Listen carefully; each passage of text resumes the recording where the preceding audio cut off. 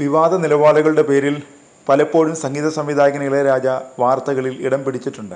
മികച്ച സംഗീത സംവിധായകനാണെങ്കിലും ഇളയരാജയുടെ ചില സമീപനങ്ങളോടുള്ള എതിർപ്പ് സ്വന്തം സഹോദരൻ ഗംഗൈ അമരൻ പോലും പരസ്യമായി പ്രകടിപ്പിച്ചിട്ടുണ്ട്. പകർപ്പവകാശവുമായി ബന്ധപ്പെട്ട അദ്ദേഹത്തിൻ്റെ നീക്കങ്ങളും വിവാദമായിട്ടുണ്ട്.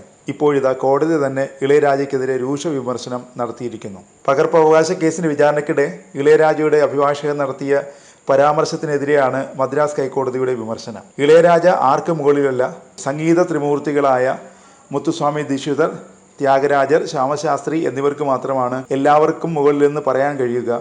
ഇളയരാജയ്ക്ക് അങ്ങനെ അവകാശപ്പെടാൻ കഴിയില്ലെന്നുമാണ് കോടതി പറഞ്ഞത്. ജസ്റ്റിസ് ആർ മഹാദേവൻ അധ്യക്ഷനായ ബെഞ്ചാണ് ഇത് സംബന്ധിച്ച് പരാമർശം നടത്തിയത്. കേസിൽ വാദം കേൾക്കുന്നതിനിടെ കഴിഞ്ഞ ഏപ്രിൽ 10-ാം തീയതിയായിരുന്നു ഇളയരാജയ്ക്ക് വേണ്ടി ഹാജരായ മുതിർന്ന അഭിഭാഷകൻ സതീഷ് പരാശരൻ തൻ്റെ കക്ഷി ദൈവത്തിന് മാത്രം താഴെയാണെന്നും മറ്റെല്ലാവർക്കും മുകളിലാണെന്നും പറഞ്ഞത്. പാട്ടുകളുടെ പകർപ്പവകാശം സംബന്ധിച്ച കേസിലാണ് മദ്രാസ് ഹൈക്കോടതിയുടെ വിമർശനം.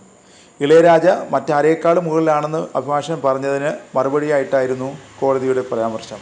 പാട്ടുകളുടെ പകർപ്പവകാശം സംബന്ധിച്ച കേസിലാണ് മദ്രാസ് ഹൈക്കോടതിയുടെ വിമർശനം. ഇളയരാജ എല്ലാവരേക്കാളും മുകളിലാണെന്ന് അഭിഭാഷകൻ പറഞ്ഞതിന് മറുപടിയായിട്ടായിരുന്നു കോടതിയുടെ പരാമർശം. ഇളയരാജ ഈണം പകർന്ന 4500 ഗാനങ്ങളിൽ അദ്ദേഹത്തിന് പ്രത്യേക അവകാശം നൽകിയ ഉത്തരവിനെതിരെ എക്കോ റെക്കോർഡിംഗ് കമ്പനി നൽകിയ അപ്പീലിലാണ് കോടതിയുടെ വിമർശനം.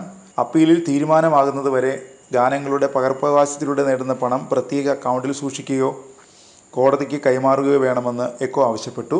എന്നാൽ ആവശ്യം അംഗീകരിക്കാനാവില്ലെന്ന് പറഞ്ഞ ഇളയരാജയുടെ അഭിഭാഷകൻ മറ്റുള്ളവരെക്കാൾ മുകളിലാണ് തൻ്റെ കക്ഷിയെന്ന് അഭിപ്രായപ്പെട്ടിരുന്നു. പകർപ്പവകാശത്തിൻ്റെ പശ്ചാത്തലത്തിൽ മാത്രമാണ് ഈ പ്രസ്താവന നടത്തിയതെന്നും ഇളയരാജ സംഗീതം നൽകിയ പാട്ടുകളുടെ മേൽ ഇളയരാജയുടെ അവകാശം ഉറപ്പിക്കാനാണെന്നും സംഗീത സംവിധായകൻ്റെ അഭിഭാഷകൻ കോടതിയെ അറിയിച്ചു.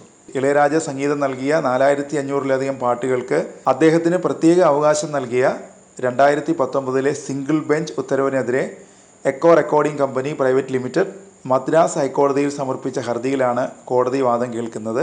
കേസ് ഏപ്രിൽ 24-ലേക്ക് മാറ്റിവെച്ചു. 2019 ജൂൺ 4-ന് ജസ്റ്റിസ് അനിത സുമന്ത് പുറപ്പെടുവിച്ച ഉത്തരവിനെതിരെയാണ് കമ്പനി ഹർജി നൽകിയത്. 2014-ൽ മലേഷ്യ ആസ്ഥാനമായുള്ള Agri Music, Echo Recording of Chennai, UNICEF, Info Solution of Andhra Pradesh, Giri Trading Company of Mumbai എന്നിവർക്കെതിരായ ഇളയരാജയുടെ സിവിൽ കേസിലായിരുന്നു കോടതി ഉത്തരവ്. താൻ ഒരുക്കിയ പാട്ടുകൾ അനുവാദമില്ലാതെ ഉപയോഗിച്ച് പണം സമ്പാദിക്കുന്നതിൽ നിന്ന് കമ്പനികളെ തടയണമെന്നായിരുന്നു ഇളയരാജ ആവശ്യപ്പെട്ടത്. 1957-ലെ പകർപ്പവകാശ നിയമത്തിലെ 57-ാം വകുപ്പ് പ്രകാരം ഭാഗികമായോ പൂർണ്ണമായോ കൈമാറിയ പാട്ടുകൾക്ക് മുകളിൽ അവകാശമുന്നയിക്കാൻ സംഗീത സംവിധായകർക്ക് കഴിയുമെന്ന് കേസ് തീർപ്പാക്കിക്കൊണ്ട് അന്ന് ജസ്റ്റിസ് സുമന്ത് ചൂണ്ടിക്കാണിച്ചിരുന്നു. പാട്ടുകളിൽ മാറ്റം വരുത്തുന്നത് മൂലം സംഗീത സംവിധായകർക്ക് പ്രശസ്തിക്കോ അഭിമാനത്തിനോ ക്ഷതമേറ്റെന്ന് തോന്നുകയാണെങ്കിൽ നഷ്ടപരിഹാരത്തിന് സമീപിക്കാമെന്നും കോടതി വ്യക്തമാക്കി.